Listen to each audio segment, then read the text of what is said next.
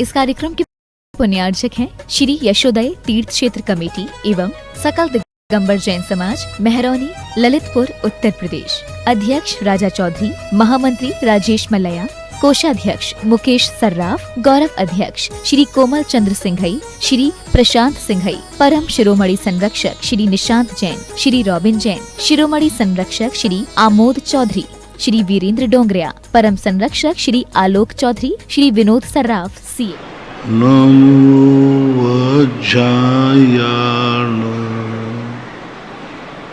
नमो लोये सवसावूर्णम्। पंच परमेष्टि भगवान की जय। आचार्य श्री गुरुवर कुंद महाराज की जय। आचार्य श्री गुरुवर विद्यासागर महाराज की जय। परम पूजनीय निर्यापक श्रवण मुनि श्री सुधा सागर जी महाराज की।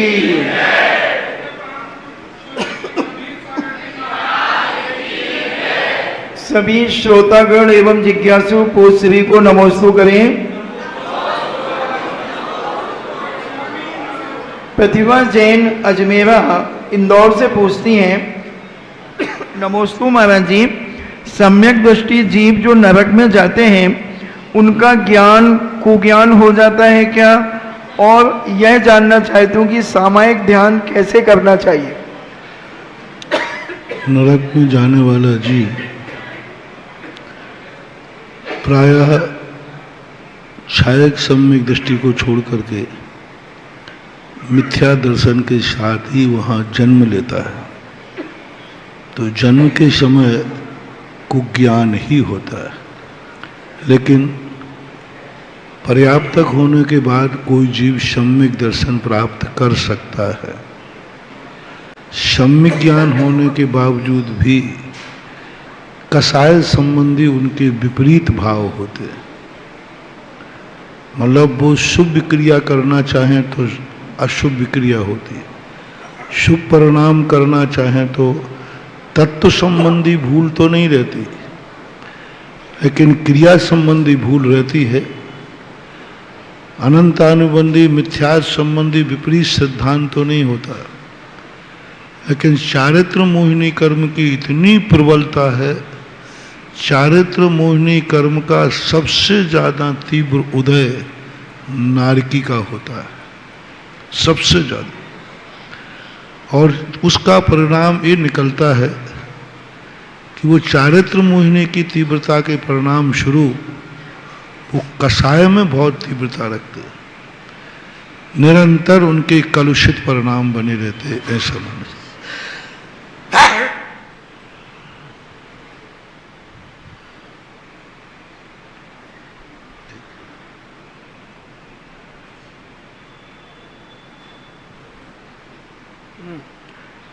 डॉक्टर वंदना जैन बड़ौत यूपी से पूछती हैं, नमोस्तु महाराज जी, जैसे वर्तमान में मनुष्यों के अंदर मनमुटाव, रागद्वेष आदि झगड़े आदि होते हैं, तो क्या देव पर्याय में भी देवों के और देवियों में आपसी संबंध बिगड़ते हैं क्या? स्वर्गों में देवी देवताओं में भी रागद्वेष, कसाय, मनमुटाव होता है क्या? आपसी में नहीं होता, संबंधियों में नहीं होता। वहाँ का जो बैर भाव है वो नियत है, कौन व्यक्ति किससे बैर करता है। जीवर यति विषम महाराज ने त्रिलोक परिणति में लिखा है, कौन सा देव किस देव से बैर रखता है, द्वेष रखता है। सभी जीव नहीं रखते। और संबंधियों में द्वेष नहीं होता। जैसे देव और देवी में कभी भी तकरार नहीं होती, कभी भी तकरार नहीं होती। जो जिस पद का संबंध रखने वाला है उनमें यहाँ जैसे राग द्वेष नहीं होते, वहाँ आपसी में डाइवर्स नहीं होता, एक दूसरे के प्रति विपरीत भाव नहीं आते, एक दूसरे के प्रति किसी भी प्रकार की शंका नहीं होती। दोनों एक दूसरे को ये मानते हैं कि मेरे अलावा मेरा देव किसी से राग नहीं करता, मेरे अलावा मेरी देवी किसी से राग नहीं करती। ऐसा उनकी परिणति, क्योंकि वहाँ व्यभिचार नहीं है, व्यसन नहीं है, चोरी नहीं है, अपहरण नहीं है, ऐसा मानना चाहिए। मात्र एक दुख वहाँ होता है ईर्ष्या का। छोटा देव बड़े देवों के प्रति ईर्ष्या भाव जरूर रखता है, ऐसा कुछ देवों में पाया जाता है। इंजीनियर महेंद्र कुमार जैन झांसी से पूछते हैं, महाराज जी, श्री सठखंडा आगम और श्री धवला जी के अनुसार कोई संलेखना का वर्णन उन ग्रंथों में है क्या? है। उज्ज्वल वीर सेन स्वामी महाराज ने मनुष्यों की ही संलेखना नहीं, त्रियंचों तक की संलेखना का वर्णन किया। उन्होंने शेर और हाथियों की संलेखना का वर्णन किया। उन्होंने कहा शेर जब संलेखना ले लेता है तो वह मांसाहार नहीं, शल्यकी आदि के सूखे पत्ते खाता है, तथा पानी का स्थान कोई दह यानी गहरा पानी नहीं, जहाँ पानी कलकल करके चट्टानों से टकराता है, धूप पड़ती है, वहाँ के जल को वो ग्रहण करता है। ऐसा उल्लेख उज्ज्वल वीर सेन स्वामी महाराज ने संलेखना के संबंध में किया। मनुष्यों की भी संलेखना के संबंध में वर्णन आता है। अतिशय जैन मांगरौली से पूछते हैं, नमोस्तु महाराज जी, हम कैसे पहचानें कि यह दिगंबर मुद्राधारी पूज्य मुनिराज द्रव्यलिंगी हैं या भावलिंगी हैं? ये हमारे ज्ञान का विषय नहीं है, और ये पूजा से जो आप अनुष्ठान करते हैं आहारा, इससे कोई ताल्लुक नहीं है। इसका ताल्लुक है मात्र चरणानुयुक्त की चर्या से, क्योंकि आप जो व्यवहार करते हैं वो सारी क्रिया चरणानुयुक्त में आती है। चाहे आप पूजा कर रहे हो, नवदा भक्ति कर रहे हो, आहार दे रहे हो, ये सब क्रिया चरणानुयुक्त की है। तो चरणानुयुक्त को देखता है। तुम्हारी पूजा चरणानुयुक्त की है तो पूज भी चरणानुयुक्त के अनुसार देखना। द्रव्यानुयुक्त और ऋणानुयुक्त के अनुसार पूजा के लिए देखने की जरूरत नहीं, क्योंकि चरणानुयुक्त को देखेगा। जब पूजा चरणानुयुक्त के अनुसार है तो पूज भी चरणानुयुक्त के अनुसार ही होना चाहिए। तो आगम में इतनी कहा है कि जब तुम पूजा चरणानुयुक्त की कर रहे हो तो पूज्य का जो आचरण है, बाह्य आचरण, उस आचरण को आप देख लीजिए। यदि बाह्य आचरण आप उनका शुद्ध है तो आप पूजा करते हैं। आपको द्रव्यलिंग और भावलिंग के चक्कर में नहीं पड़ना। द्रव्यलिंग और भावलिंग का जो निर्णय है वो मात्र आत्म कल्याण के लिए, व्यवहार चलाने के लिए नहीं। व्यवहार तो द्रव्यलिंग से चलता है। व्यवहार जितनी क्रियाएं सब द्रव्यलिंग से होती हैं। संसार में भावलिंग की जरूरत ही नहीं। 9वें ग्रेविक तक द्रव्यलिंग से जाता है, द्रव्यलिंग से 9वें ग्रेविक तक जाता है। द्वादशांग का ज्ञान द्रव्यलिंग से होता है अभव्य देव को, अंतिम 9वें ग्रेविक तक जाता है। भावलिंग का संबंध आत्म कल्याण से है। तो आत्म कल्याण रूप जो भावलिंग है वो हमारे ज्ञान का विषय नहीं है। अवध ज्ञानी भी प्रत्यक्ष नहीं जान सकेंगे। कर्मों के उदय स्थिति को जान करके वे गुणस्थान पता लगा लेंगे और भावलिंग का पता कर लेंगे।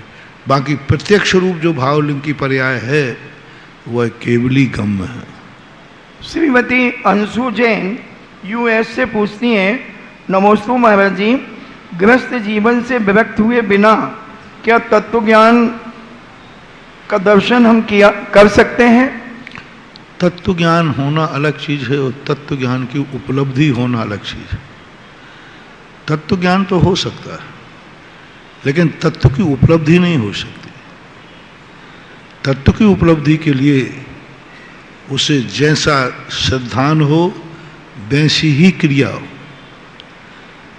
जैसा श्रद्धान हो वैसी ही क्रिया हो, तब तत्व की उपलब्धि है। श्रद्धान तो सच्चा है लेकिन क्रिया खोटी है तो तत्व की उपलब्धि नहीं हो सकती। इसलिए अविरत सम्यक दृष्टि ग्रस्त का ज्ञान सम्यक होता है, चारित्र होता ही नहीं है। अभिपिता जैन थांदुला से पूछती हैं, नमोस्तु महाराज जी, जीव अपने उपकारी माता पिता से मोह को कैसे कम कर सकता है?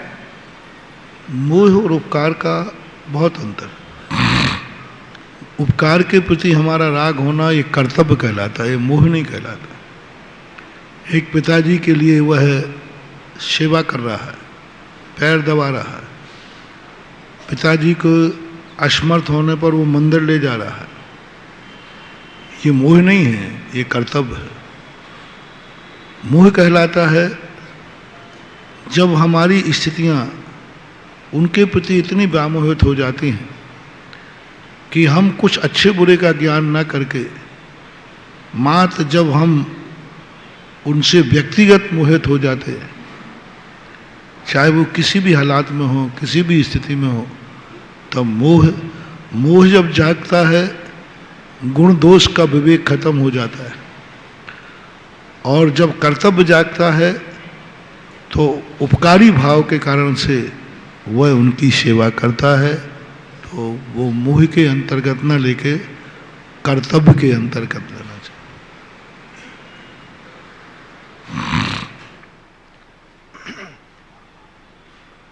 अतिशय जैन कोटा से पूछते हैं, नमोस्तु महाराज जी, आपका भगवान के साथ साक्षात्कार कैसे होता है?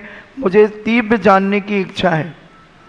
भगवान से साक्षात्कार करने की जरूरत ही क्या पड़ी?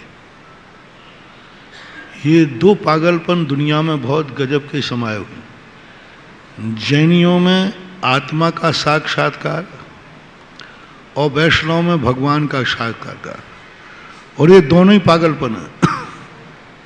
ये दोनों ही बुद्धू बनाते हैं।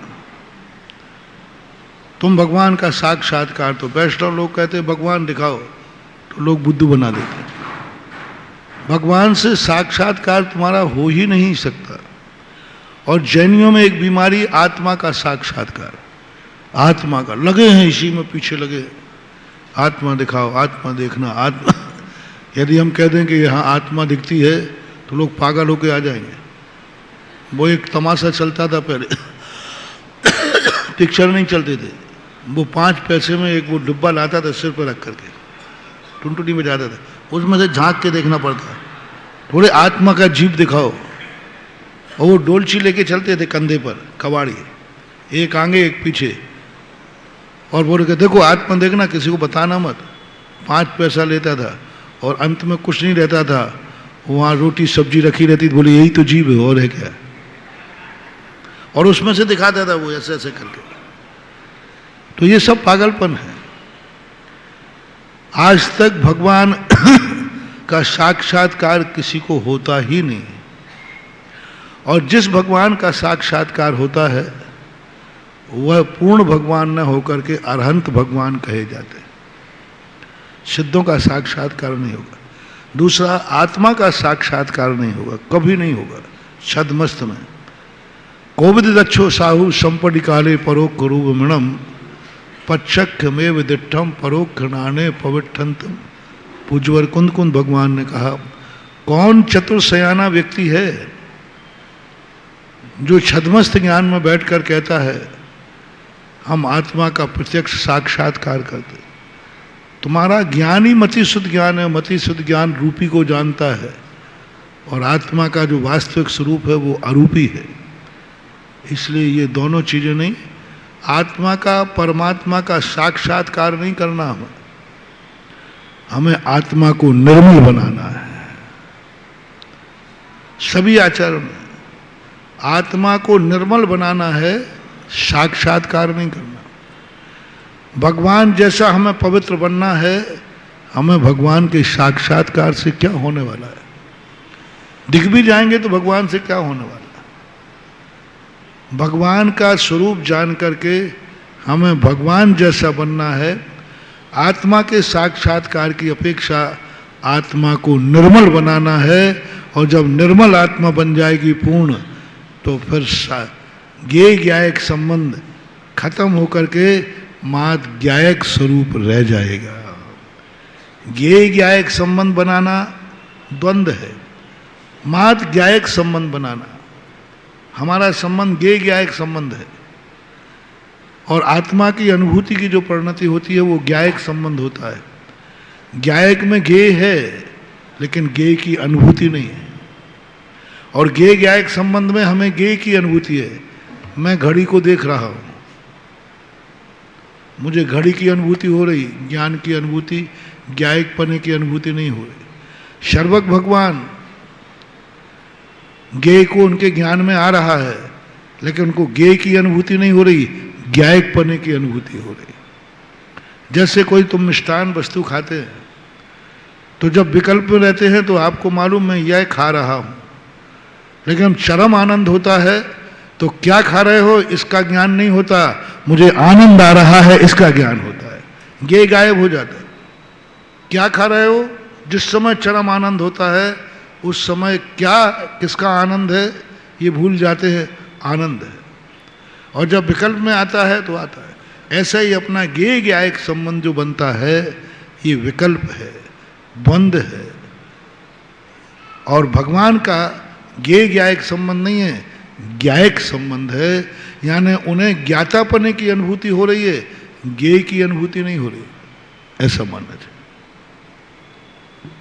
चलिए, लाइव सेशन में आप सभी का स्वागत है। आपके नामों का पिटारा मेरे पास है, देखते हैं कौन कौन भाग्यशाली का आज मौका मिलेगा। एमडीजन इंटर कॉलेज आगरा के इस हॉल से अपन इस सेशन का प्रारंभ करते हैं और सबसे पहले हम आवाज़ देना चाहेंगे एक छोटे से प्रश्नकर्ता को जो आज यहाँ पर आए हैं, मास्टर भरतेश जैन जी ललितपुर। आइएगा, आपके प्रश्न से ही आज मंगलाचरण करते हैं लाइव सेशन का, और उसके बाद तैयार रहिएगा लाभांशी जैन पनागर। हमने ये स्थान चयन किया हुआ है, जिनका भी हम नाम लेंगे आपको इधर आना होगा। थोड़ा सा कैमरे की दृष्टि यही रहती है, इसलिए हमने सोचा एक तरफ हमने बुलाया है आप सबको। प्रारंभ कीजिएगा। हे महाराष्ट्री जी, मेरे परिवार में दादू और ललितपुर की समाज की तरफ से बारंबार नमोस्तु नमोस्तु नमोस्तु।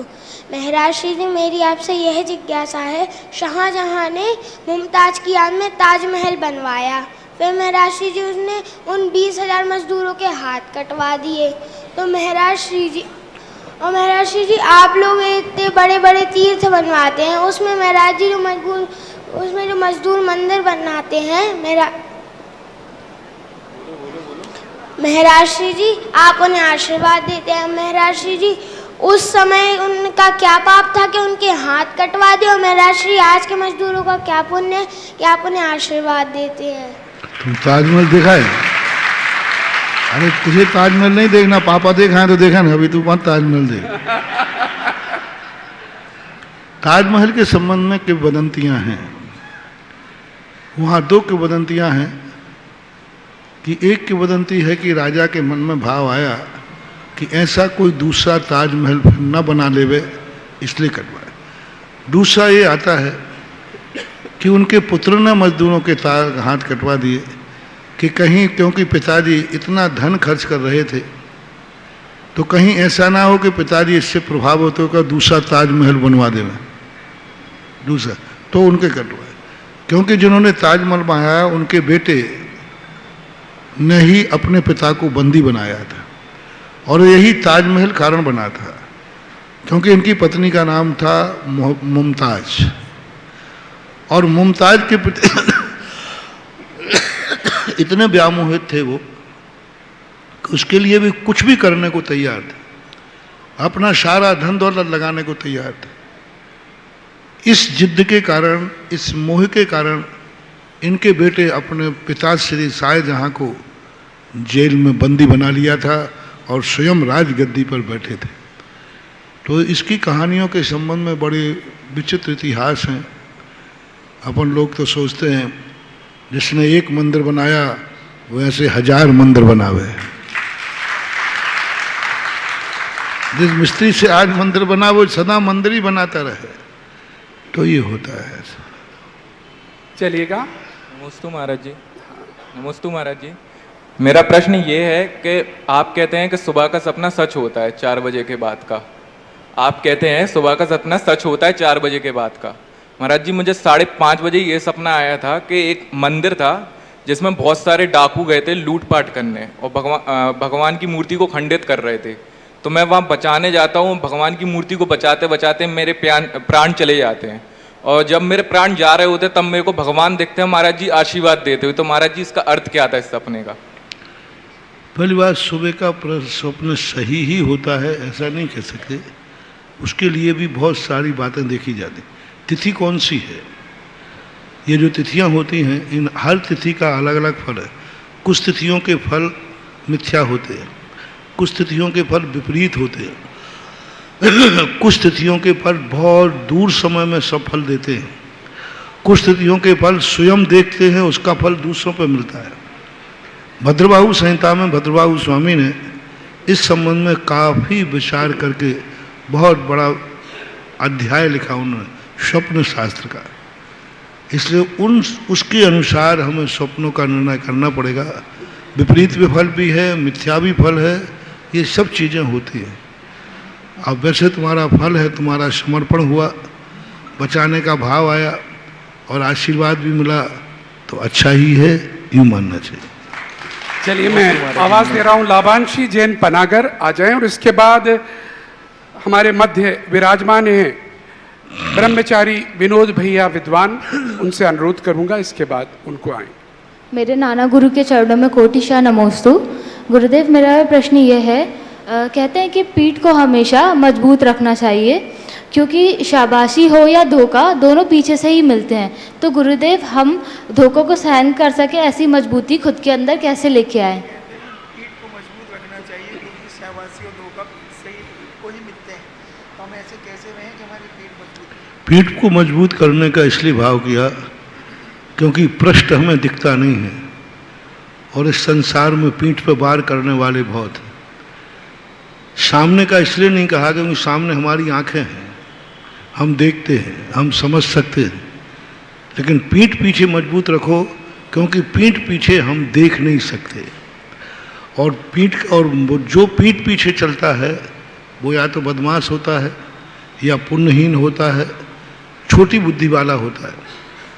क्योंकि पीछे चलने वाला व्यक्ति जो है पुण्यहीन होता है, और पुण्यहीन व्यक्ति पुण्यवान को देख के नियम से ईर्ष्या करता है और वो घात कर सकता है।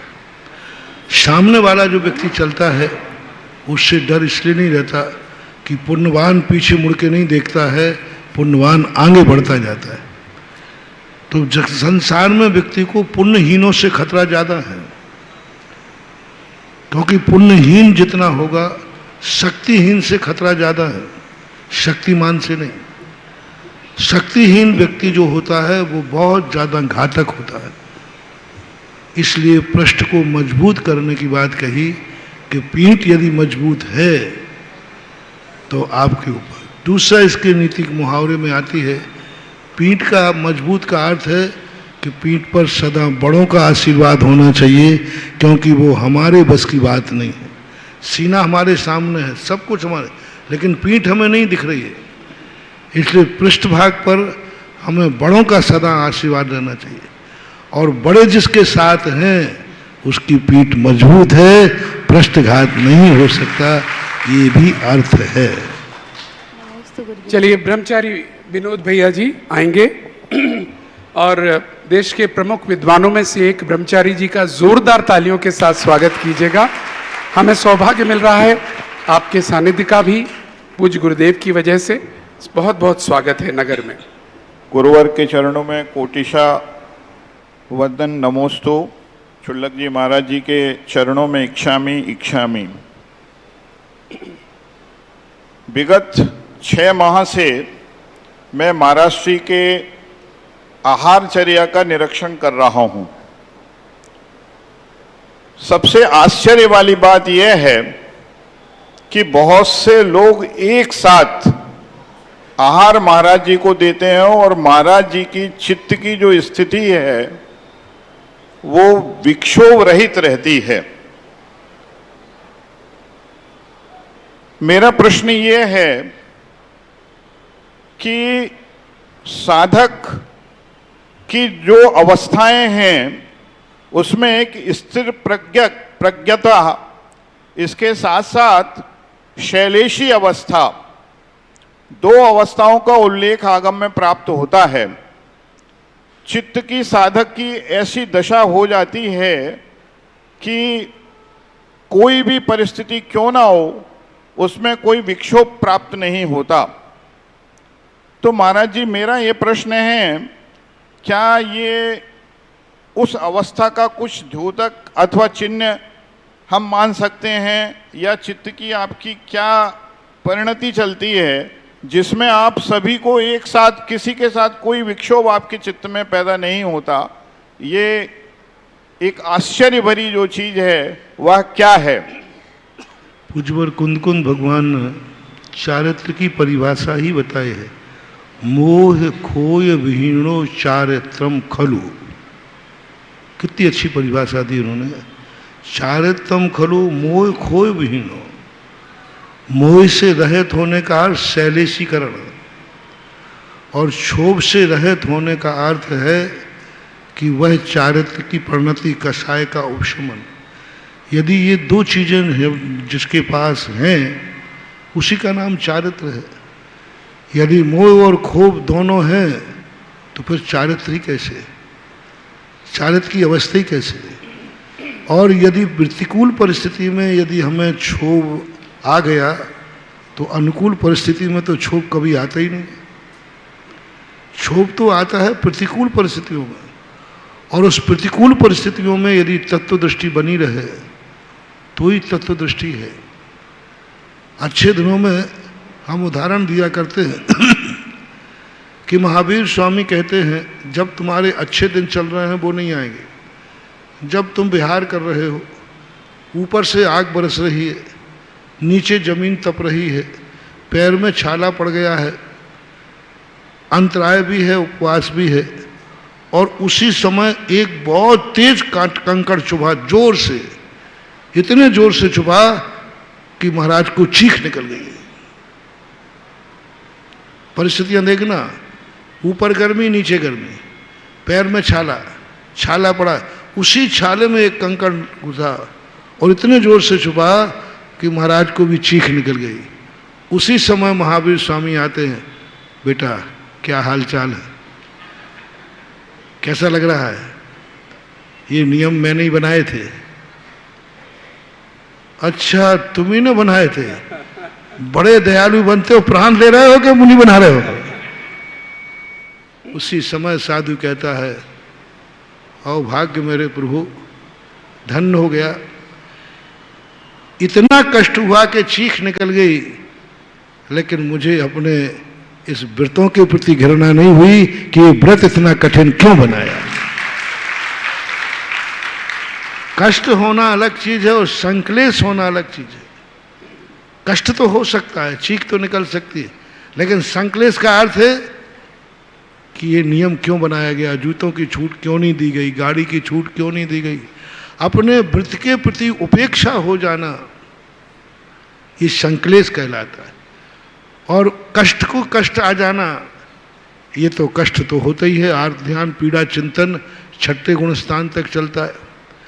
तो जब विपरीत परिस्थितियां आए उस समय यदि आपकी अभाव में सद्भाव की अनुभूति, मैंने कहा ना, किसी ने मूर्ख कहा, उस समय तुम उसको मंत्र बना लो तो तुम साधु हो, और किसी ने मंत्र दिया तो कहा मैं मंत्र बन गया, वो तो सभी खुश हो जाते हैं। इसलिए सबसे बड़ी साधना करना है प्रतिकूल परिस्थितियों में अपने आप को कैसा बना। प्रश्न कैसे भी आ सकते हैं, आपके ऊपर कैसा भी उपयोग कर सकता है। सामने दुनिया पड़ी है, अपना अपना दृष्टिकोण है। दुनिया की दृष्टि में तुम क्या हो इससे कोई फर्क नहीं पड़ता, तुम खुद की दृष्टि में क्या हो यह महत्वपूर्ण होता है। अपनी दृष्टि देखो, अप्पदीपो भव, अपनी दृष्टि में क्या है। यदि अपनी दृष्टि में यदि शुद्धता है तो संसार के कितने भी क्षोभ आ जाएं उसको क्षोभित नहीं कर सकते। और सबसे बड़ी मेरी दृष्टि में साधना यही है। अपनों पर क्रोध नहीं आना कोई बड़ी बात नहीं है। दुर्जन क्रूर कुमार्ग रतों पर क्षोभ नहीं मुझको आवे। कितनी कठिन परीक्षा है। दुर्जन पर क्रोध नहीं आवे। अरे ये कहो कि सज्जन पर क्रोध नहीं करना, बात समझ में आती है।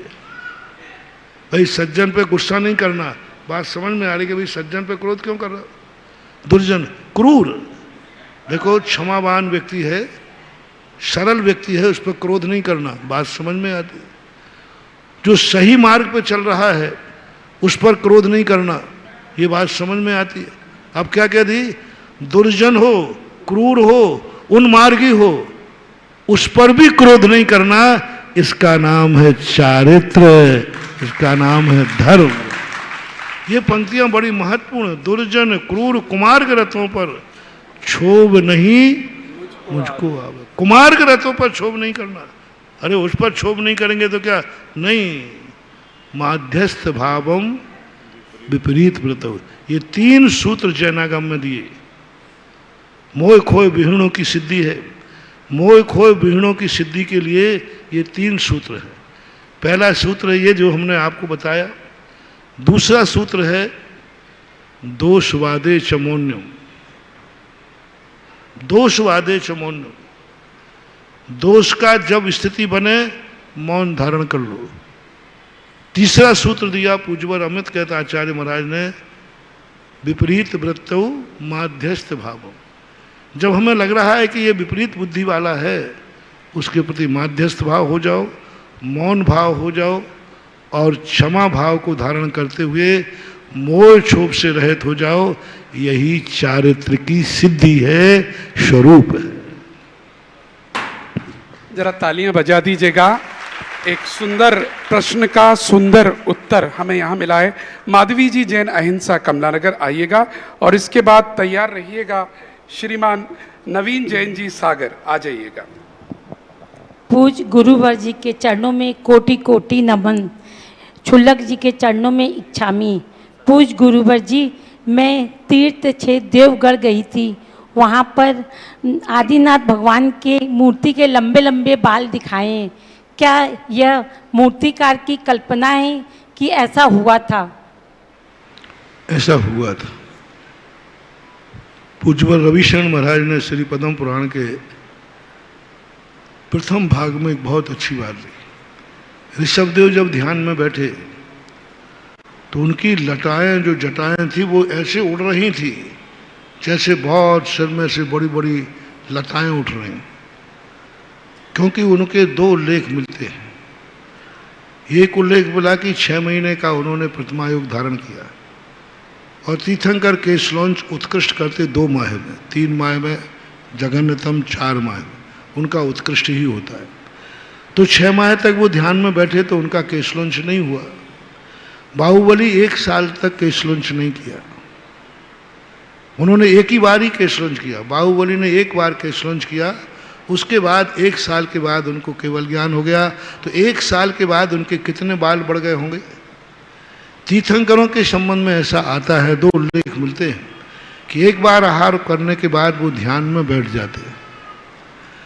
यदि वो ध्यान में बैठे रहे 1000 वर्ष तक, 1 वर्ष कम ध्यान में यदि बैठे रहे तो उनकी लताएं बढ़ कर के जमीन में लताओं के समान फैल गए। उनके बाल, उनके नख जमीन में आकर के धंसने लगे, ऐसा स्थिति। क्योंकि मुनि अवस्था में तीर्थंकर के नख केश बढ़ते हैं, केवल ज्ञान के बाद नहीं बढ़ते। मुनि अवस्था में बराबर नख केशों में वृद्धि होती है। तो ये उनकी तपस्या का प्रतीक है कि आदिनाथ भगवान ने इतनी तपस्या की कि उनके बाल इतने बढ़ गए और बड़ी हुई बालों की बहुत विशाल मूर्तियां हैं। उत्तर प्रदेश में ही ललितपुर के पास देवगढ़ है, वहाँ पर जो मूर्तियां हैं इतने बड़े बड़े बाल हैं कि बाल घुटनों तक आ गए और उनके बालों के जूड़े, इतने बड़े बड़े बाल जुड़े हैं। उनके लिए उन मूर्तियों को जब हमें जंगल में मिली थी, वो हम उनको बड़े अच्छे से एक ऐसे मंदिर में विराजमान करके आए कि उनको देखकर, जंगल में मिली हुई थी, जंगल में बहुत बड़े बड़े बाल हैं। उतने बड़े बाल हमने अभी तक मूर्तियों में नहीं देखे। एक सांगानेर में भूगर्भ में मूर्ति है, उसके भी पद्मासन मुद्रा में उनके बाल भी पाउठी तक आए हुए हैं। तो ऐसा कुछ मिलता है, ये कल्पना नहीं है, ये उनकी तपस्या का प्रतीक है। पूज गुरुवर, एक छोटी सी जिज्ञासा है, इसी से लगी हुई है, देवगढ़ क्षेत्र की। पूजवर, तीर्थ क्षेत्र देवगढ़ में हम लोग 1 रात रुके थे। धर्मशाला में लाइट न होने के कारण हम लोग छत पर चले गए। महाराज जी हम लोग वहाँ 2-3 घंटे रात को सावन के महीने में बैठे थे। एक साइड से बहुत जोर से ढोल नगाड़े की आवाज़ सुनाई दे रही थी। आवाज़ पहले धीमी थी, फिर आते आते हम लोगों के पास इतनी तेज हो गई कि महाराज जी हम लोग डर के मारे नीचे अपने धर्मशाला में चले गए। इसका क्या उद्देश्य है हो महाराज जी? सकता है क्योंकि देवताओं के द्वारा भी कृत्रिम अकृत्रिम चैत्यालयों की वंदना का उल्लेख मिलता है चैत्य भक्ति में। पूज्यवर पूज्यपाद स्वामी ने चैत्य भक्ति लिखी। उस चैत्य भक्ति में कृत्रिमा कृत्रिम शब्द का प्रयोग किया। तो कृत्रिमा कृत्रिम दोनों के वंदना देवता लोग करते हैं। कुचित कदाचित ऐसी घटनाएं घट सकती हैं, आगम से विरुद्ध नहीं है। कोटि कोटि नमस्तु गुरुवर को। डॉक्टर आनंद जैन मानपुरा मंदसौर, और इसके बाद तैयार रहिएगा राशि जैन बाहुबली कॉलोनी सागर। पूज्य श्री के पावन पुनीत चरणों में कोटि सह नमन। छुल्लक जी के श्री चरणों में इच्छामी। महाराज श्री मैं विगत 15-20 वर्षों से शांतिधारा जो अभिषेक उपरांत होती है उसका पाठ करता हूँ मंदिर में। विगत आपके परम आशीर्वाद से पर डे जो शांतिधारा में नाम है उनकी संख्या बढ़ती जा रही है। लगभग प्रतिदिन 25 से 40 या 50 लोगों के नाम बोलना पड़ते हैं। तो पहली उसमें जिज्ञासा मेरी यह है कि उसमें 4 बार अस्माकम रहता है, तो कभी मन में विचार रहा था कि एक बार ही बोल के बाकी सबका बोल दें।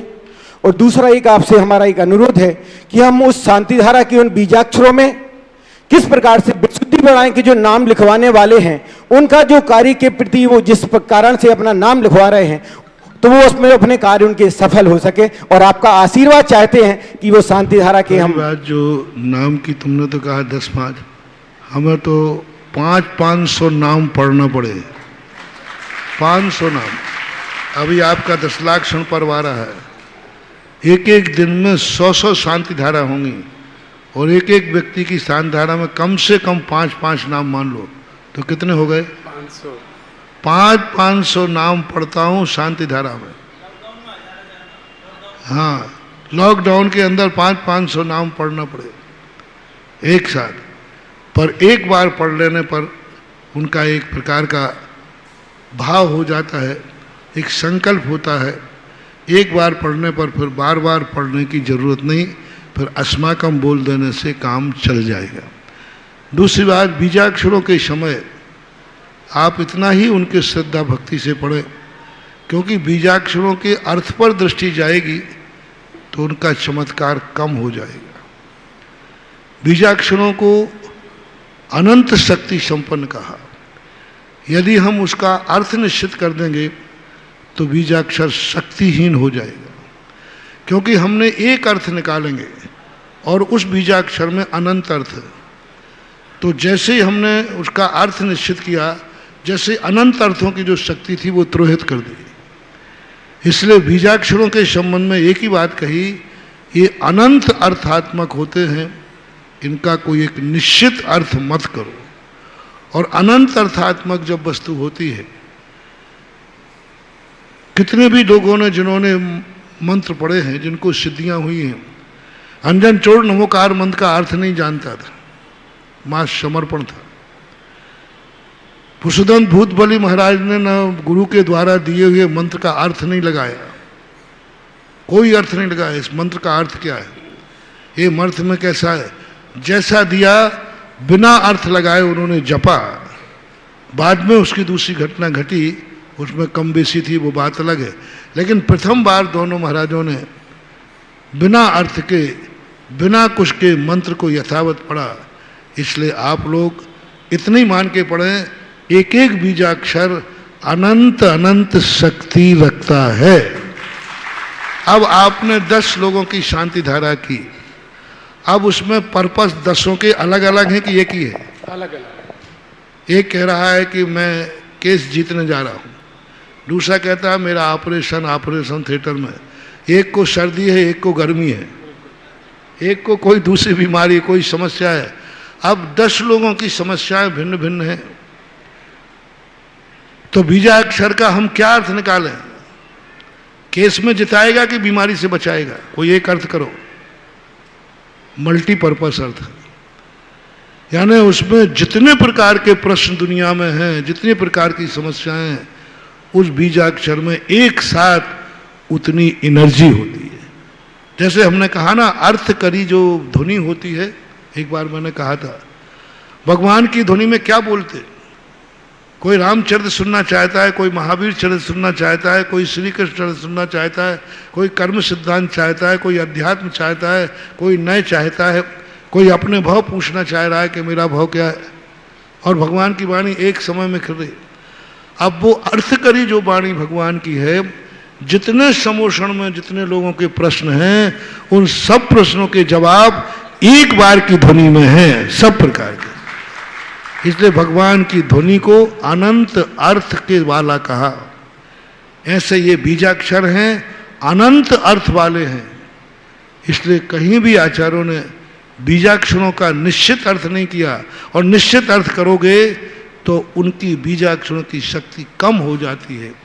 इसलिए बीजाक्षरों को बीज रूप ही रहने दें, अनंत शक्ति संपन्न है, ऐसा माना जाए।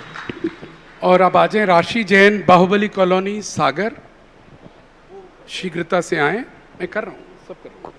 और इसके बाद तैयार रहिएगा श्री सर्वार्थ सिद्धि अतिशय क्षेत्र रणथंभौर सवाई माधोपुर की कमेटी, सभी लोग तैयार रहिएगा, मैं नाम लेकर बुला महाराज श्री सार्वजनिक जीवन में, जिसमें विशेष तौर से राजनीतिक क्षेत्र में काम करते करते, और वहाँ पर यदि किसी भी विषय को सत्यता से बोलना काफ़ी कठिनाइयाँ होती हैं, और उन कठिनाइयों को सामाजिक जीवन में काफ़ी कठिनाइयों से झेलना पड़ता है।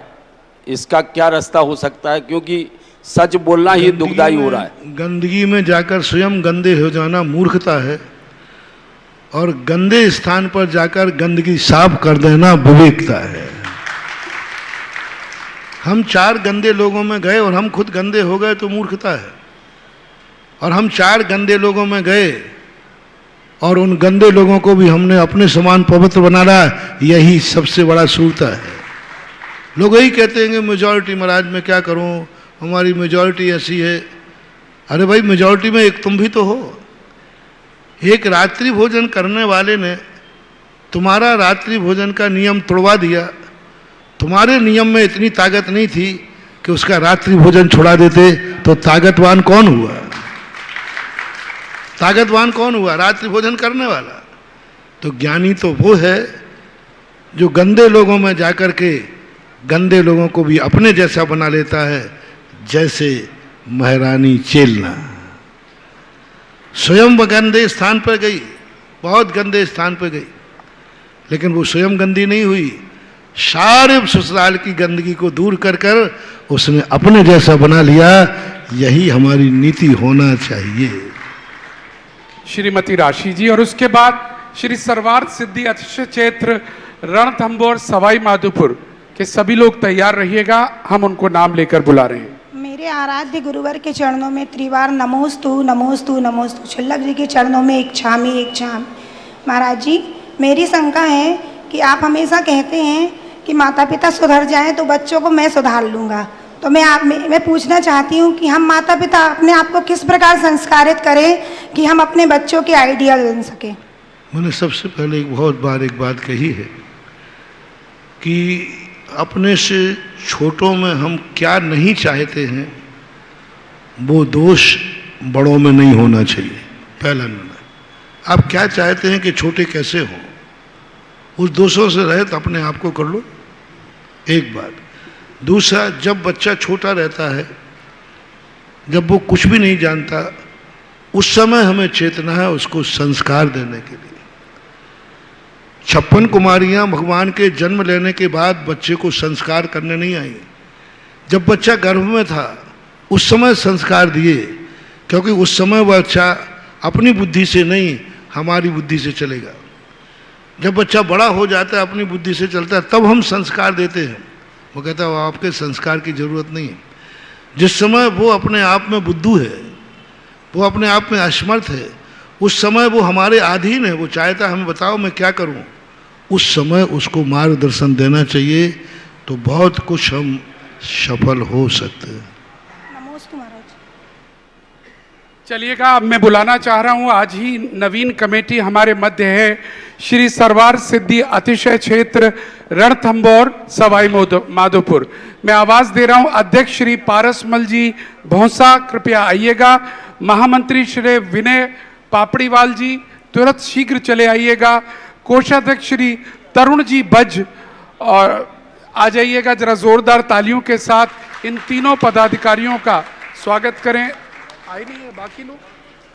देखें, ये रणथंभौर वो चीज़ है पहला चीज़ है जो भारत में सेंचुरी के बीच में इतना प्राचीन मंदिर है, शेरों चीतों के बीच में, जहाँ विश्व का हर व्यक्ति जो वहाँ पर सेंचुरी में जाता है शेर चीतों को देखने के लिए, और उसके बीच में जैन मंदिर, और इतने बड़े राजा का वो स्थान था। आज भी वहाँ महल बने हुए हैं, सब कुछ धराशायी हो गया, लेकिन जिनेन्द्र देव का मंदिर आज भी जीवित है।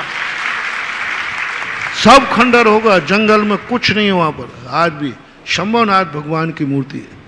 और ऐसी दुर्दशा उसकी हो गई थी कि सब तरफ से बंद रहता था। एक बार यही लोग हमारे पास दोसा के पास थे, सिकंदरा के पास, वहाँ आए तो मैंने कहा भाई मंदिर खोलने को तो रखो, तो महाराज खोल के क्या करें, वो मंदिर ही ऐसी दरारें ले रहा है किसी भी समय गिर सकता है, खोले कोई यात्री के ऊपर गिर जाए तो हमने कहा नहीं खोलो तो सही, तो उन्होंने कहा हमारे पास पैसे ही नहीं है। तो उस समय हमने जितने लोग हमारे यात्रा में थे, उस समय हमने जितने लोग बिहार में चल रहे थे, सबसे इकट्ठा करके इनको 6 महीने के मैनेजर का वेतन की बात कही। फिर उन्होंने कहा नहीं नहीं हम तो खुद कर लेंगे, इतनी तो हमारे में दम है। और वो मंदिर खोला गया। जब मैं वहाँ पहुँचा तो मैं भी उस मंदिर के नीचे बैठा, और स्थान था नहीं, मैं भी सामायिक बैठता था, ऊपर देखता था कि कहीं वो मंदिर नीचे नहीं आ जाए, ऐसे बड़े बड़े धपड़े। आज वो मंदिर इतना बड़ा, सवाई माधोपुर की एक छोटी सी समाज 100-150 घर की, जब मैंने अभियान चलाया कि बस तुम कुछ मत करो, सारे बच्चे लोग प्रतिदिन अभिषेक करने जाओ, कम से कम 100-150 बच्चों ने नियम लिया। सुबह ये जाते हैं, और विनय बाबू अहमदाबाद के, उन्होंने अभिषेक करने के लिए बस भेंट की। ये लोग बच्चे जाते हैं वहाँ, नियम से 1.5 किलोमीटर पैदल चलना पड़ता है। किसी भी समय शेर चीता मिलता है, आए दिन 2-4 दिन में इनको मिल ही जाता है। उसके बावजूद भी आज भी वहाँ प्रतिदिन अभिषेक करने लोग सवाई माधोपुर के जाते हैं। आज उसका अतिशय इतना बढ़ गया कि आज वहाँ पर जितने लोग सेंचुरी जाते हैं, जैन अजैन सब मंदिर का दर्शन करते हैं, और धीरे धीरे वो करके धराशायी हो जाता। सरकार से भी इन लोगों ने मेहनत की। एक नमो नारायण थे उस समय, मंत्री थे, तो हम लोग उस समय मनमोहन सिंह थे, इंदिरा गांधी थे, ओ सोनिया। मैंने उनसे कहा कि मेरा मंदिर मुझे दे दो, आज हम समर्थ हैं, हम कर सकते हैं। उन्होंने कहा महाराज नहीं दे सकते। तो मैंने समाचार भिजवाया था उनसे, मैंने कही सोनिया से भी कह देना और मनमोहन से कह देना, या तो मंदिर का वे सुधार करें, नहीं तो मैं करूँगा, अन्यथा मैं रणथंभौर को अयोध्या मंदिर बना दूंगा। ध्यान रखना, सीधी हिदायत दी थी, या तो आप करो या मुझे करने दो, अन्यथा फिर मामला बिगड़ जाएगा। भाग्य से धीरे धीरे सरकार तो फक्कड़ ही रहती, हमारे पास पैसे ही नहीं है, तो हमने कहा काम तुम करो, पैसा हम देंगे, बिल तुम उठा लेना। ऐसा ले दे करके इन लोगों ने, पारस वगैरह ने, सब ने मिलकर के, पूरी कमेटी ने आज उस मंदिर को हजारों साल के लिए जीवित कर दिया। बहुत सुंदर, वाह, बहुत सुंदर। और आज ऐसे रणथंभौर की कमेटी का चुनाव था, और उनमें ये लोग नए चयनित हुए, और बहुत मुझे उस मंदिर के प्रति बहुत बड़ी है। जब भी मैं स्वयंभू स्तोत्र पढ़ता हूँ, मैं प्रतिदिन 3 नंबर के भगवान में रणथंभौर के मंदिर में ही बैठता हूँ। क्या बात। और रणथंभौर के भगवान की मूर्ति के सामने प्रतिदिन मैं स्वयंभू स्तोत्र के शंभुनाथ भगवान को पढ़ता हूँ। बहुत अच्छा है।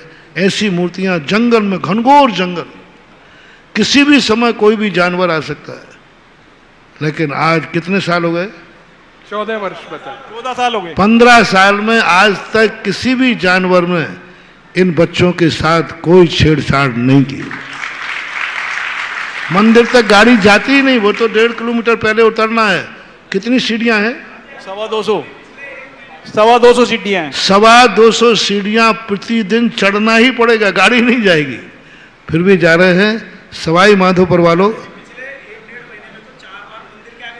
हाँ निकलेगा वो तो, उसका स्थान ही है। लेकिन सवाई माधोपुर को यहीं से मेरा संदेशा है, एक बहुत बड़ा भाग्य है तुम्हारा कि तुम्हें सेंचुरी के बीच में जिनेंद्र देव मिले। और ऐसे मंदिरों का अतिशय कम नहीं होता है, अलौकिक होता है, अद्भुत होता है। धन्य है, जरा तालियां बजा दीजिएगा। बोले संभवनाथ भगवान की। और सरवार सिद्धि नवयुवक मंडल रणथंभौर की जो नए चुनाव हुए, वो वही व्यक्ति जो लगभग 15 वर्षों से अलग अलग समूह बनाकर नित्य अभिषेक करने जाते हैं, उस कमेटी के मैं नाम ले रहा हूं। अध्यक्ष श्री राजेश जी बाकलीवाल, अगर यहां हों तो आ जाएं। कार्याध्यक्ष श्री मुकेश जी कासलीवाल, महामंत्री श्री सुनील जी बाकलीवाल, कोषाध्यक्ष श्री महावीर छाबड़ा, उपाध्यक्ष श्री हरकचंद जी कासलीवाल, मंत्री श्री सुरेंद्र जी पांड्या, सह मंत्री श्री ओम प्रकाश जी कासलीवाल, इन सभी का स्वागत। निर्मल जी मोठिया, जगदीश प्रसाद जी जैन, राजेश जैन सेठी, महेश चंद जी जैन, नरेश जी लोहाड़िया, अनिल जी रईस, सब लोग मिलकर करिएगा, आइएगा। सभी का बहुत स्वागत। और दोस्तों, आप सबकी तालियां चाहेंगे अनुमोदना स्वरूप। और आज जब पूज्य श्री के श्रीमुख से वहां की महिमा सुनी है, तो बस अब तो मन मचल रहा है कि जितना जल्दी हो सके हम भी वहां पर पहुंचे और भगवान संभवनाथ के दर्शन। बिल्कुल, सारे राष्ट्र के लिए मेरा संदेशा है कि जिंदगी में मरने के पहले एक बार रणथंभौर के दर्शन जरूर करें। बहुत लोग, आज भी महल देखो किस प्रकार के हैं, कितना विशाल महल रहा होगा उस समय। उसके बीच में चारों तरफ जैनियों के मकान रहे होंगे जो आज बिल्कुल खंडर के रूप में है, और उसके बीच में जिनेंद्र देव का मंदिर दर्शनीय है, वंदनीय। रणथंभौर जो सबसे पहले उदय में आया था जब कांग्रेस की सरकार थी, और नव वर्ष के अवसर पर शायद राजीव गांधी थे उस वक्त, पहली बार वहां पर गए थे, तब पूरे विश्व की नजर उस जगह पर पड़ी थी। और दूसरी बार नजर पड़ी थी जब पूज्य गुरुदेव वहां 15 दिन तक लगातार रहे थे।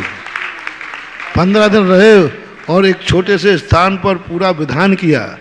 पूरे लोग वहां आते थे और शाम को सबको भेज देता, कोई शेर मेर पकड़ के ले जाए तो और हम बैठते थे छत पे, कि छत पे तो नहीं आ पाएगा। और आज तो, और उसका नाम दिया हमने श्री दिगंबर जैन सर्वार्थ सिद्धि अतिशय क्षेत्र, सर्वार्थ सिद्धि के नाम से प्रसिद्ध है। और अब आज तो मुनादी करा दी गई है पूरे विश्व में, सर्वार्थ सिद्धि अतिशय क्षेत्र रणथंभौर। अब लाइन लग जाए, आज के बाद बसें गाड़ियां सबको पहुंचना है। कहां पर? रणथंभौर में सर्वार्थ सिद्धि तीर्थ क्षेत्र पर अपन सब चलेंगे और संभवनाथ भगवान के दर्शन, अभिषेक और पूजन करेंगे। चलिएगा, बहुत बहुत स्वागत, बहुत बहुत धन्यवाद आपको और आप सबको बहुत बहुत शुभकामनाएं। और भाई साहब कह रहे हैं, पूरी कमेटी कह रही है आप आइएगा, हम स्वागत के लिए तैयार हैं। और इसी कड़ी में श्री तरुण जी, श्रीमती सपना जी बज की पुत्री श्रीमती जूही, धर्मपत्नी सौरभ जी गंगवाल के पुत्री होने के उपलक्ष्य में श्रीमती मैना जी बज, तरुण जी, सपना जी, अरुण जी, शिमला जी, हर्षित, अतिशय, कुन्ना, बबलू बज परिवार, सवाई माधोपुर वालों की ओर से एक भक्ति कलश यहाँ पर घोषित किया गया है। बहुत बहुत साधुवाद इन सभी के लिए। और अब अगले प्रश्न का लिए मैं बुला रहा हूं राहुल विहार आगरा से श्री निरंजन जी जैन। अगर आज यहाँ स्थापना करना चाहें तो आ जाए वो परिवार और स्थापना कर दे भक्ति कलश का भी।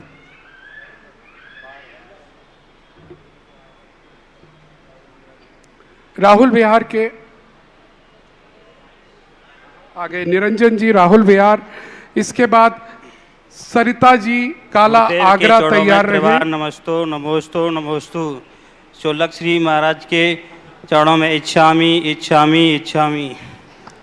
हे गुरुदेव, क्या मंदिर जी में माली अंदर सो सकता है कि नहीं?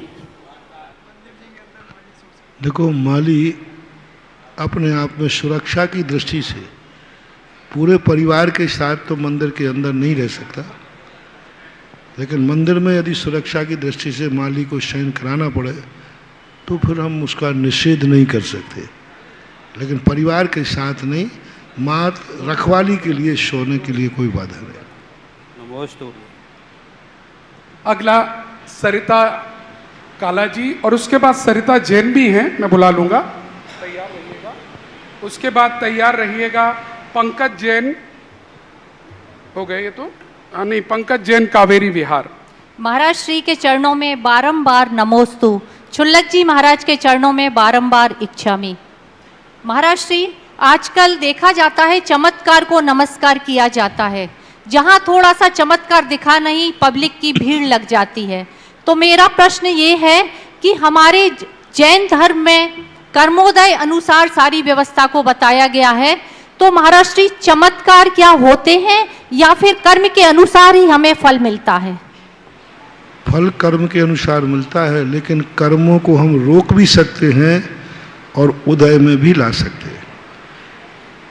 उदय कांटा लगेगा तो कांटे से तो दुख तो कांटे ही से होगा, लेकिन हम देख के चलें तो कांटे से हम बच सकते हैं। तो इस चमत्कार का अर्थ ये है कि हम अपने यदि जागरूक रहें तो हम कर्मों को रोक सकते हैं, कर्मों को अनुरूप संक्रमण कर सकते हैं, कर्मों को हम पाप को पुण्य में बदल सकते हैं। जैसे व्यक्ति कांटा सामने देख के चलेगा तो कांटे की वेदना से बच सकते हैं। वेदना जब भी होगी कांटे से ही होगी, लेकिन चलने पर कांटा लगेगा ही, ऐसा कोई नियम सावधानी पूर्वक। तो कर्म की उधीड़ना होती है। हम यदि मंदिर में बैठे हैं, भगवान का अभिषेक कर रहे हैं, पूजन, तो हमारा उस समय कोई कर्मोदय में आया तो फल नहीं देगा, बिना फल दिए खिर जाएगा। इसलिए ये सब जो जितने भी घटनाएं होती हैं, इन सब से हम अपने कर्मों को फल देने के पहले बदल सकते हैं, और जब कर्म फल देता है तो फिर तो सहन करना ही पड़ता है। नमोस्तु गुरुवर। सरिता जी दूसरी वाली भी आ जाए, और उसके बाद तैयार रहें श्री पंकज जी कावेरी विहार हैं क्या? और अभी हम 2 दिन से यही तो प्रवचन दे रहे हैं कि कर्म के भरोसे मत बैठो, जो किया है वो तो भोगना पड़ेगा। अभी कल और आज का प्रवचन सुन लो, जो भाग्य में लिखा है वो तो हो गई, जो भगवान की मर्जी है वो तो हो गई। ये सब हमारी शक्ति को खोने वाले विचार हैं। इसलिए इन विचारों का कल का और आज का जो प्रवचन है आप सुने तो आपको पूरे समाधान विस्तार से मिल जाएंगे। महाराज जी को मेरा नमोस्तु। मेरी चिरौरी परिवार की तरफ से नमोस्तु महाराज जी, नमोस्तु महाराज जी, नमोस्तु महाराज जी।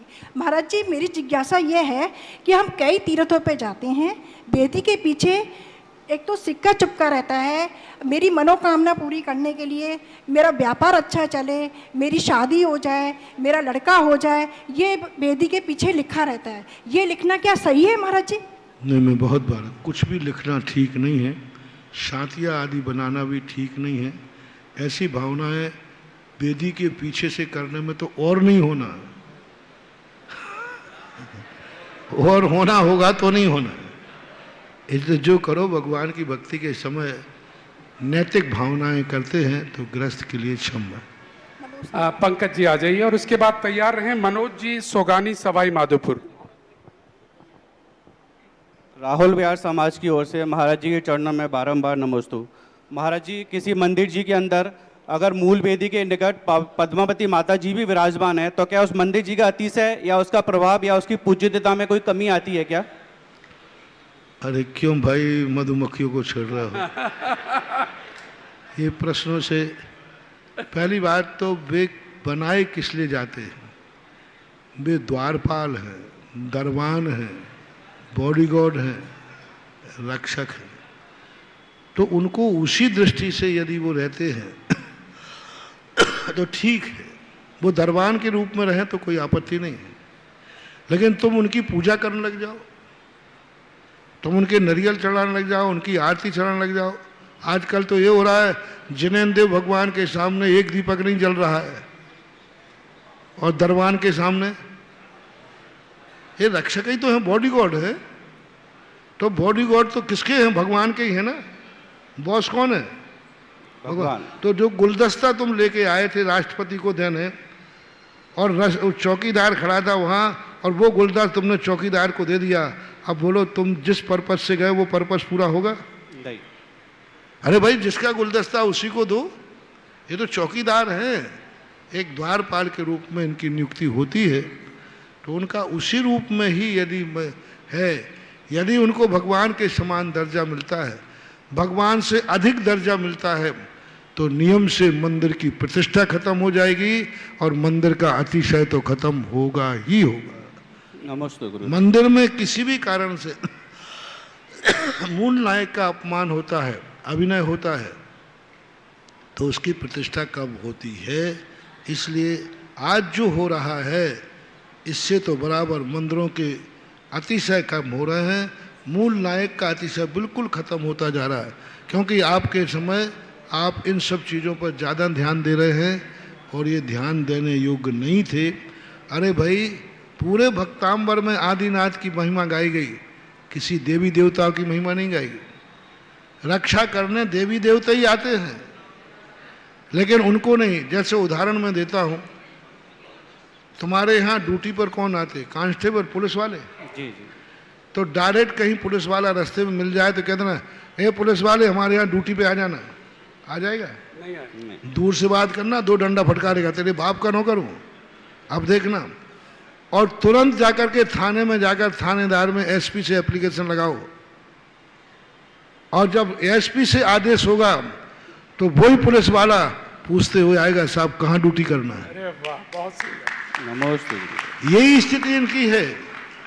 जितने ये देवता होते रक्षक, इनका बॉस कौन है? जिनेंद्र देव। पद्मावती का बॉस कौन है? जिनेंद्र देव। धर्मेंद्र का बॉस कौन है? पारसनाथ। पारसनाथ को एप्लीकेशन लगाओ, ये सब ड्यूटी पे चले आएंगे। तुम डायरेक्ट कह रहे हो उससे कि हे पद्मावती देवी हमारी रक्षा करो, तो हाँ तेरे बाप का नौकर हूं जो रक्षा करे।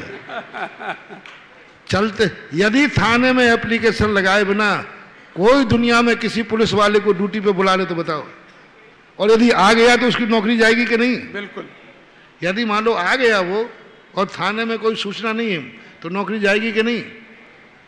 तो वो पुलिस वाला पागल नहीं है जो तुम्हारी नौकरी कमाएगा, वो सीधा कहेगा साहब थाने से ऑर्डर कराइए। इसी प्रकार ये जितने भी देवता होते हैं, ये शासन देवे रक्षा देवे सम्यक दृष्टि होते हैं, ये कभी अनैतिक कार्य नहीं करते। इनकी पूजा पाठ करने से, डायरेक्ट इनसे अपनी रक्षा कराने से कभी ड्यूटी पे नहीं आते। वो कहते हैं मेरा बॉस मेरा भगवान है, आप उनको प्रसन्न कीजिए, उनकी भक्ति कीजिए। मैं अपने भक्तों के, ये सब लोग अपने भक्तों के संकट दूर नहीं करते हैं, भगवान के भक्तों के संकट दूर करते हैं, ये मानना चाहिए। चलिएगा। गुरुदेव के चरणों में कोटिशय नमोस्तु नमोस्तु नमोस्तु। छुलक जी महाराज के चरणों में इच्छामी इच्छामी इच्छामी। गुरुदेव, मैं सवाई माधोपुर रणथंभौर से सरवार सिद्धि नवयुग मंडल का सदस्य हूँ। मेरे मन में एक जिज्ञासा है गुरुदेव कि आपके सानिध्य से और आपके आशीर्वाद से पूरे भारतवर्ष में अनेक प्रकार की परियोजनाएं चल रही है, योजनाएं चल रही है। कहीं मंदिर का जीर्णोद्धार चल रहा है, कहीं पर गौशालाओं का निर्माण चल रहा है, कहीं पर विद्यालय का निर्माण चल रहा है। हमारे यहाँ भी ऐसी घोषणा हुई, लेकिन गुरुदेव हमारे मन में ऐसी जिज्ञासा कि हमारा ऐसा कौन सा कालक्रम का दोष है कि वो आज तक भी पूरी नहीं हो पाई, और समाज का ऐसा क्या दोष है महाराज जी कि हम हमारे बच्चों को अभी तक भी हम विद्यालय में नहीं भेज पाए, तो उसका समाधान करें। अब देखो ये है, डॉक्टर दवाई लिख सकता है, वो तुम्हारे साथ मेडिकल नहीं जाएगा। अब तुम सोचते हो कि महाराज जी आप दवाई भी लिख दो, मेडिकल भी लिख दो, और यहाँ तक कि महाराज खा भी आप लो और बीमारी हमारी दूर हो जाए। अरे भाई, डॉक्टर से तुम्हें सलाह दे सकता है, दवाई तुम्हें खरीदना है, मेडिकल तुम्हें जाना है, दवाई तुम्हें खाना है, फिर ठीक हो गए। कई लोग कहते महाराज आपने आशीर्वाद दे दिया लेकिन हमारा काम ही नहीं हुआ। अरे बनिक डॉक्टर ने पर्ची लिख दी, डॉक्टर साहब ने कहा कि साहब क्या हुआ? बोले कुछ ठीक ही नहीं हुआ, आपने तो पर्ची लिख दी थी। तो मेडिकल से दवाई लेने गए क्या? बोले नहीं, वो तो नहीं गया। तो आज यही होगा। तो मानेंगे तो सब काम हो जाता है, नहीं मानेंगे तो साधु डॉक्टर के समान पर्ची लिख सकता है, आपके साथ मेडिकल नहीं जा सकता। चलिए लास्ट श्रीमती रश्मि जी गोयल, कमला नगर, शीघ्रता से आ जाएं, आखिरी है।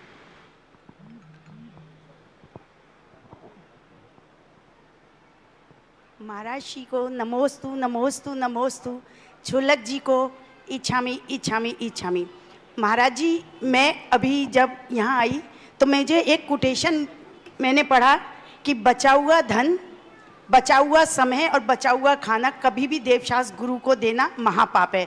बचा हुआ खाना तो समझ में आया, लेकिन बचा हुआ धन और बचा हुआ समय मेरी समझ में नहीं आता। मैं इस पर पूरा प्रोत्साहन दे चुका हूँ। बिल्कुल। बचा हुआ समय भी देना ये नहीं, पहला समय भगवान का, बचा हुआ समय स्वयं का। कमाई का पहला धन दान का, बचा हुआ तुम्हारे काम का। तुम कहते महाराज हमें शाम को समय मिलेगा तो मंदिर चले जाओ, मैंने कहा जानी मत भाई। महाराज जी पहले हमारे सारे खर्चे हो जाए, बचेगा तो दान देगा, देने ही मत। बचा हुआ भिखारी को दिया जाता है, पूज्य पुरुषों को सबसे पहले दिया जाता है।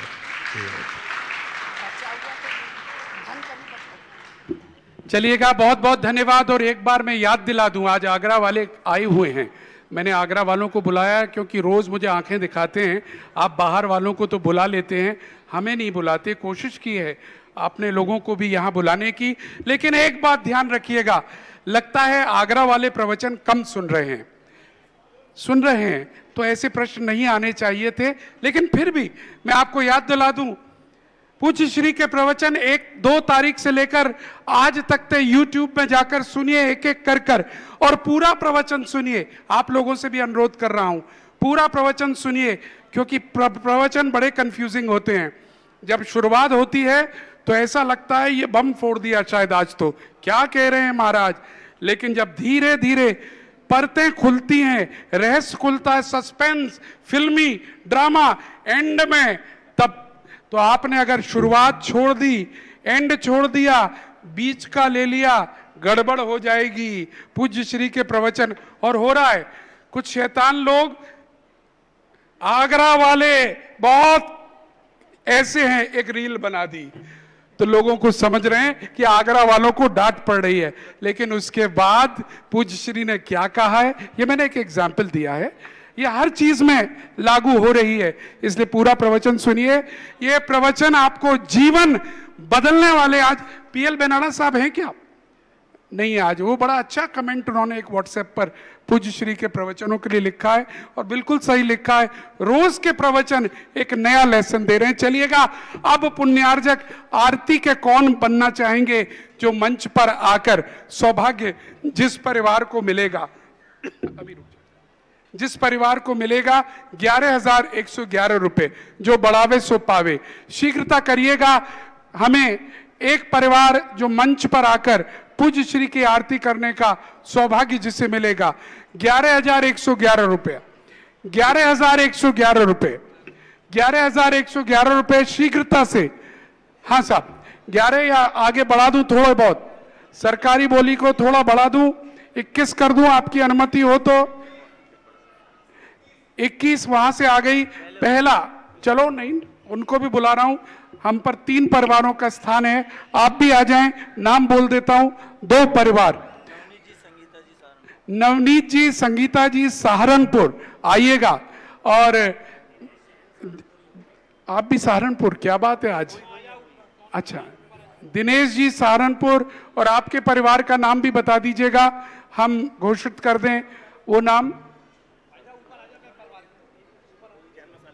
जैन मसाले वाले, नोएडा, बहुत बढ़िया। तो बढ़िया मसाला लेकर आइए और ऊपर चलिएगा, आरती का थाल। तीसरा तीसरा परिवार अगर कोई 11,000 में आना चाहे, हाँ बोलिए, नाम बोलिए। हैं? अच्छा, मुन्नी देवी जैन, नरेंद्र जैन, गैस वाला परिवार। तीसरा परिवार भैया जी, तीसरा परिवार मुन्नी देवी जैन, नरेंद्र जैन, गैस वाला परिवार आ जाए मंच पर, आ जाए। 21, 21, 11। और एक और भैया ने मुझे लिखा रखा है, अनिल कुमार, चिराग जी, सामरिया, सिंगोली परिवार आ जाए। अनिल कुमार, चिराग जी, सामरिया, सिंगोली परिवार आ जाए। ये 4 परिवार मंच पर जाएंगे, बाकी कोई नहीं जाएगा। सुनिश्चित करिए 4 आरती आप दीजिएगा मंच पर। नरेश जी, लोहारिया जी, 4 आरती ऊपर जाएंगी। सहारनपुर वाला परिवार पीछे है। नोएडा का परिवार, सहारनपुर का परिवार, आगरा गैस वाले का परिवार और सिंगोली का परिवार, 4 परिवार ऊपर पहुंचे। दोनों तरफ फैल जाएं, बीच में स्थान छोड़ दें। आरती का थाल इन्हें दे दीजिएगा और नीचे आरती दे दीजिएगा। चलिएगा।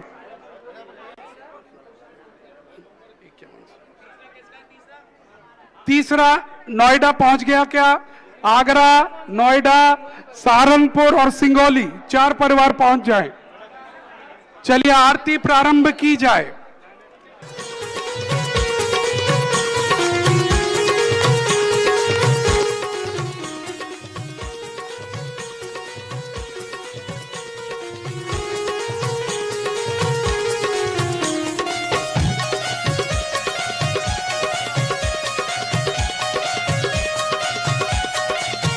सुधा सागर की गुण आगर की शुभ मंगल दीप सजाए।